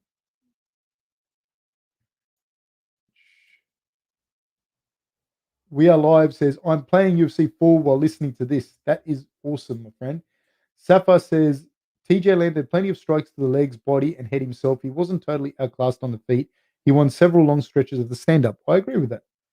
Um, We Are Live says, split decisions do not tickle my pickle. I think that's honestly one of the more smarter things that has been said in that it's a fucking split decision. Like you can't sit there thinking that like it's a robbery, it's a split decision. Look, dude, it was a close fucking fight. If you were a Sandhagen fight fan, you would say that Sandhagen won, and you'd be right to say it. You know what I mean? You'd be right. It was a close fight. Um, Juicebox says Ethiopian rematch will probably be boring, slow tactical fight. Rob was too aggressive, trying to kill Izzy. The next run, Rob will overcompensate and make for a more boring fight. Um, I don't agree with that narrative, dude. That was something that everyone started thinking, blah, blah, blah. And if Rob had caught him, right? If Rob had caught him, everyone would go, he's a fucking genius. He pressured him I don't think there was a lot in that fight, dude, in that first fight. If you watch it, just watch it with the sound off, just you watch it, not and look, try and take away what you know. And it wasn't a lot in that fight, you know. Um, and Robert had to engage with him to later on for you to be able to see his grappling, and that's not what happened. You know what I mean? That isn't what happened, and Israel caught him. You know, and that's what happens in a fight, man. You fight really good people and you get cracked. It happens. Which Mew says, which NBA NBL player would you want to train to be a fighter? You know what's crazy is like physically you can have it, but if you don't have the mind to fight, you get cracked and you don't want to fight anymore. But I think some of those basketball players, man, guys like LeBron are just fucking insane athletes, man. Like just crazy athletes. So people don't understand how big some of those basketball players are and athletic. Safa says, not saying it would have been easy, but Sandhagen cost himself the fight by accepting clinch positions on the cage rather than fighting hard to break grips and separate, in my opinion, the deciding factor. But this is where you got to give credit to TJ because Sandhagen wasn't just like, hey, man, he knows what's happening. Sandhagen knows what's happening when he's getting held up against a cage. He knows what's happening. You know, he wants to get out of there. He 100% wanted to get out of there. But it's hard to get. TJ was like a barnacle on him. You know what I mean? And so it's not like Sandhagen doesn't know that. You know, so you got to credit the other dude as well. Keenan says, off topic, but have you been following that Danaher's grappling team split up? I know you've chatted with Craig in the past, Seems crazy for a whole team to dissolve rather than individuals leave. I don't know much about what, but weren't they going to Puerto Rico and all that stuff from the little that I know? Um, and it's not, man. Like things change, things change in a team, dynamics change, people get better. Like as guys, like it's somebody asked me a question the other day, do I enjoy training people at the top or do I enjoy training up and comers? And I just say like it's different. It's a wild ride because when you're training people and they're coming through, and this is I've trained a lot of athletes, man, not just in fighting, but in other sports. But the changes that occur when you get someone and they're just new to the sport, they're just new, they're like a puppy, they've got big eyes, and they start to change as they get, they get when I say change, it doesn't have to be negative, but they start to change as they start to get success, and the people around them change, right? People around them change, and that affects, and then they attract other people to come and train with them, or more people, and then the dynamics of the team changes. So I'm not surprised that teams split up. Um, People forget that Alja Juicebox says people forget that Alja was looking really good early, but yeah, no real game plan, pushed himself too hard and had a bad corner. But if he can reel it in, he can win. I disagree with you there. He had to do that. He had to push and be out of I think the way that he pushed early on with Peter Yan is what threw Peter Yan off, and that allowed him to land like a big knee on Peter Yan, allowed him to land a whole variety of different kicks. That's what gave him that edge. Because if he fought Peter Yan uh, slower and more and less unpredictable, he can't fight Peter Yan like that standing up. Peter Yan will just fucking annihilate him standing up. He's not they're not on the same planet like that standing up. But when he throws in that unpredictable nature and the way that he fought, but he can't fight like that for the duration of the fight. So it's a fucking difficult thing for Sterling. But the way that he came out and did that was what made it really difficult for Peter early on. But I think Peter standing up is a lot better. Um, okay. Nathan Gorman says Gaethje has Division One American wrestling, yet Khabib took him down with ease. McGregor and Iaquinta had better takedown defense. What you make of Gaethje's defensive wrestling? Overrated or hasn't trained it much? I don't know. It doesn't look like he wrestles a lot. You know what I mean? It doesn't look like he's wrestled a lot for a long time. I think Khabib is a fair bit bigger than him too. Like Gaethje. I've met Gaethje a couple of times, and he's not a very big guy like for that division. Um, I think that he's gone away. He's gone away from a lot of the wrestling. It looks like to me, um, and I think jujitsu wise, he's also not like his jujitsu level. Like if he's put on his back and whatnot, it's not as high, and that matters a lot because it's a fight. Like that's in your head as well, and that perpetuates different situations. But yeah, I don't know. I think McGregor has very good takedown defense. For for how could I say this? At when he was doing well, I think he had very good takedown defense. The way he defended against Khabib in that first round was really good, man. It was high level stuff, but he didn't he Khabib still took him down. Um, he's not overrated. I just don't think that he was an All American. You can't take that away from him. That's not overrated. But I don't think he's wrestled at the same level that he wrestled before. And if you don't wrestle at that level, it doesn't happen. You can't keep it. Um, Hold on, I'm going to just skip a few. Volko versus Max 2 is one of the closest title fights ever. Also, one of the high skills fights. Not going to lie, I did enjoy Max taunting, then losing, and also ending the final round on his back. Said Safa. It was a very, very high level fight, and I really enjoyed it. Vishal says Volk's a beast. Look who he fought against before calling him boring. He has a high IQ. Yes, I agree. Sorry, guys, I'm just skipping a few here. I'm just skipping a couple. Stainless Stove out of nowhere throwing bombs. Thank you so much, my friend.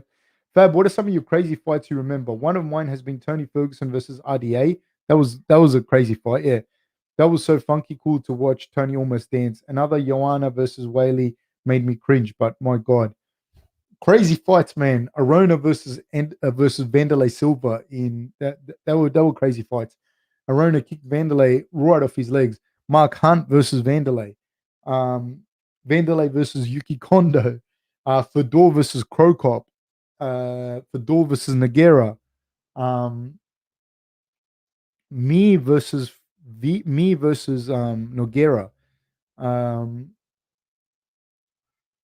Lawler versus McDonald when he split the lip and he broke McDonald's nose. I think it was their second fight. Um,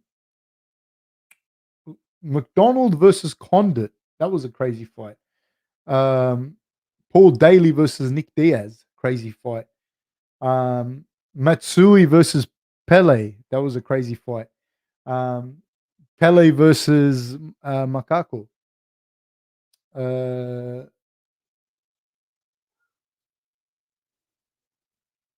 Fujita versus Mark Kerr. They're all crazy fights, my friend. Hopefully that answers your question.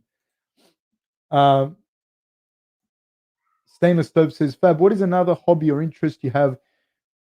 What is another interest or hobby that I have? I have a lot. You have a lot of knowledge. What? Sorry, Stainless Stove. Fab, what is another hobby or interest you have? A lot of knowledge other than MMA. It's kind of lame, but I get hypnotized by juggling. I always find myself juggling at home. People like it. That's awesome, Stainless Stove. My cousin, I have a cousin in Uruguay who's a magician. No joke. And he can juggle. Uh, so so I don't know that I have a lot of knowledge in anything, but I like food. I like food a lot. And I like reading like history stuff and things like that. But I'm not particularly intelligent in any shape, way, or form. Um, I like yeah, I like reading a lot, and I like stuff with the mind. You know what I mean? How things work. That's why I'm doing my master's degree in social work, and yeah, I enjoy that kind of stuff. Jack Powell says, Coach, you speak so much sense. People lose their minds over close fights. Keep up the awesome work. Thank you, Jack. I really appreciate it, man. Um, I really appreciate you saying that, man. I think that people do lose their shit a little bit. Vishal Sharon says, when are you bringing the biracial angel Bobby Knuckles to the podcast? I'm not bringing him. You know what I mean? CT Newen says, bro, if you run $1 billion business, would you pay cash? No. Um,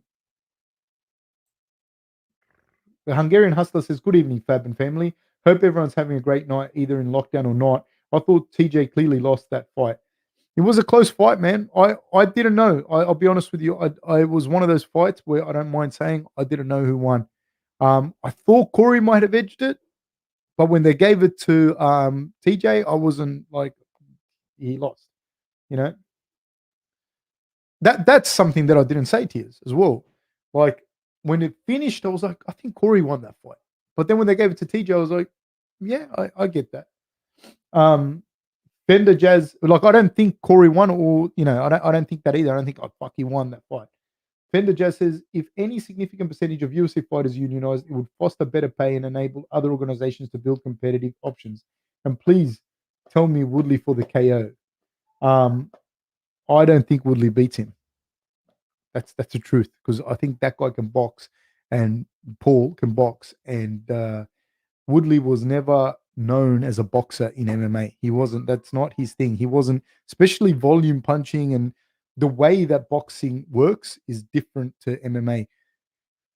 Woodley was very good at timing his overhand right. He hits like a fucking truck, and he times that overhand right. He throws a left hook quite well, but he kind of backs into the cage and he waits for his moment. But what he also does is drop that level, because he's got a really good blast double as well, and he's a monster, And that was his game. You know what I mean? He'd drop his level, throw that overhand right, blast double, throw the left hook. He's got an uppercut in there as well. And that was mainly his game. So in boxing, there's volume punching, man. And unless you've been doing that for years, like you really fall off. Like unless he catches Jake Paul flush, but but the Paul brothers, man, they can box. It's not like they can't box. I think that that Paul wins that fight against Woodley, and I think he stops him. Depends on how many rounds it goes. I think that Paul stops him later in the rounds. He can box. He can actually box. You know. Um,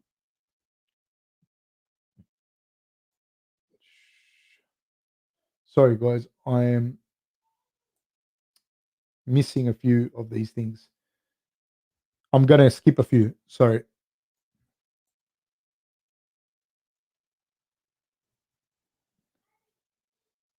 So I'm skipping a few. I just want to catch up to the same thing that we're like thing. Alex Collar says, "G'day Fab. Who you got for Barboza versus Chikadze? Probably Chikadze. I think. You know, I think he's a little bit more complete as a striker than Barboza. I know that's saying something, but yeah, I think that I don't like the way Barboza boxes sometimes, and yeah." We Are Live says, "Have you ever had any scary encounters with massive spiders or snakes in Australia?" Um, Snakes I've seen a lot of, you know, I've seen a lot of snakes. We get a lot of pythons here, a lot of diamond pythons in the house and that.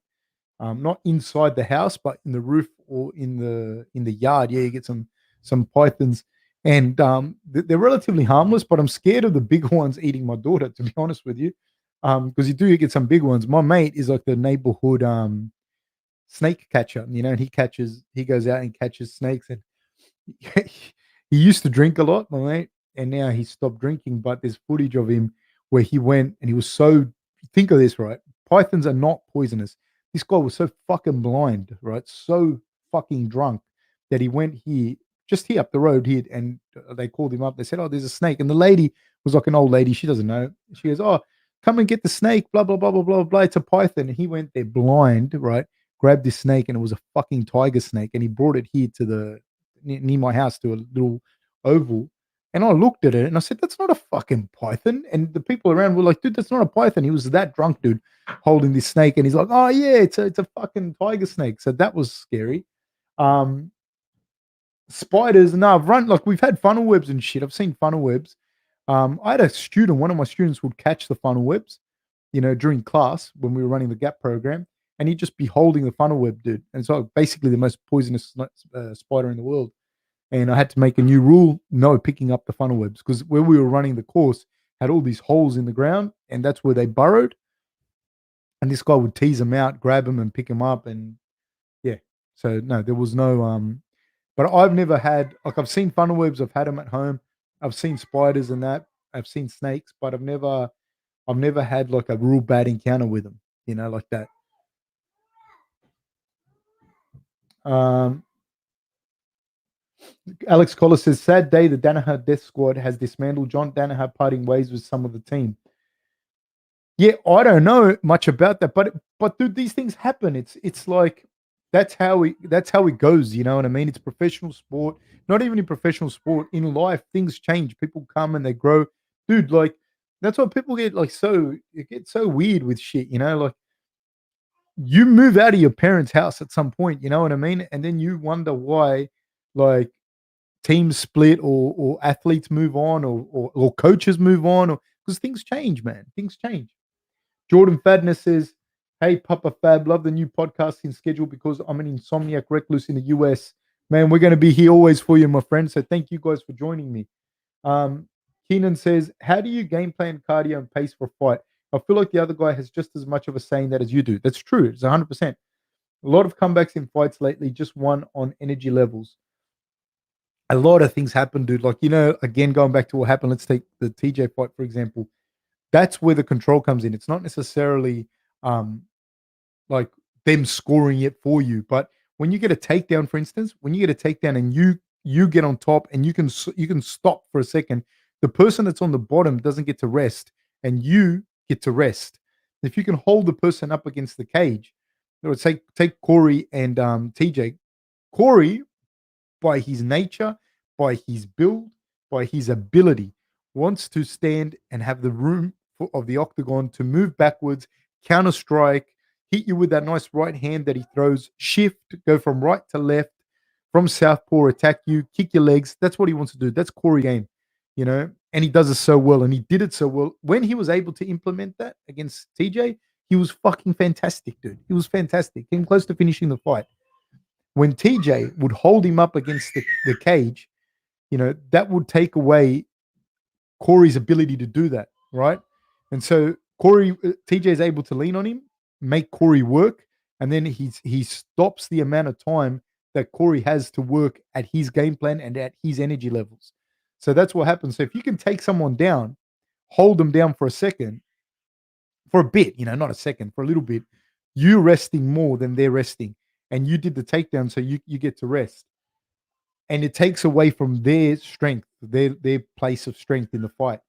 That's why if you take someone down and they get back up, it's not that the judges scored you for your fucking amazing takedown, your amazing takedown defense. It's that the guy wasted a lot of energy trying to get you down. He wasn't able to do it. If you can do that enough, that's what the most taxing part of the fight, and subsequently you'll be able to start causing damage.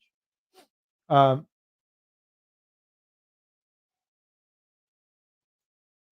Are Live says, does bouncing on your toes for a lot of fight, does it drain your cardio? Yeah, if you're not used to doing that, yeah, you're fucked. That's why boxers do so much road work. Guys, on that, I'm going to have to go, but let's continue this. My family's going insane. Hold on. You, come here. We will be back on Friday night to preview. Come here. My assistant and color commentator. We will be back on Friday to talk about the fight on the weekend, which we didn't get to talk about today, which I wanted to talk about, but we spoke so much about the judging and the fights and that, which is awesome. But let's have a chat on Friday about the fight that's coming up. Hey, Sean Strickland versus Uriah Hall, which I am super pumped for. Huge Sean Strickland fan. I'm a Uriah Hall fan as well. Can't wait to do that. If you haven't already, guys, please hit the like and subscribe and hit the notification bell. I have the outro music, but I don't use it anymore because somebody asked me not to, because they use this to go to sleep and the outro music wakes them up. So I will not use that for them. So, man, please come watch. And Friday night, we will do not a recap, but a preview for the weekend's fights. Guys, you guys are the fucking best. Love you all. Thank you so much. I love everyone putting in their input and giving their different opinions. I really enjoy that. I enjoy the fact people aren't insulting. Please don't be insulting. Guys, thank you so much, man. And thank you guys for giving me the opportunity to be able to do this, because I really enjoy doing it. Thanks a lot, guys. Take care.